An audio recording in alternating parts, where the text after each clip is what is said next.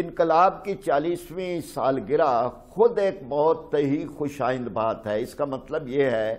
کہ کوئی بھی انقلاب ہے اس کو اتنا عرصہ تک اس کا برقرار رہنا، جس کے بارے میں پیشگوئیاں یہ کی جا رہی تھی کہ یہ 5-7 سال کا یہ ایک ابال ہے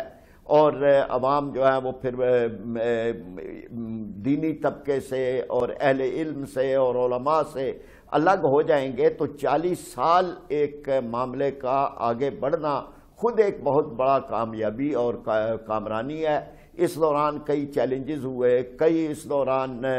حملے کیے گئے یا اس دوران لڑانے کی کوشش کی گئی، کویت کا، عراق کا اور اسی طرح سے دیگر معاملات۔ تو یہ وہ چیز ہے کہ جس پہ ہم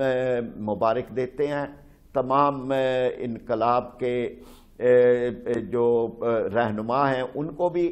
اور ایران کے عوام کو بھی، اور اس میں سمجھتے ہیں کہ اس کی جو ذمہ داریاں ہیں ان ذمہ داریوں کو پہلے بھی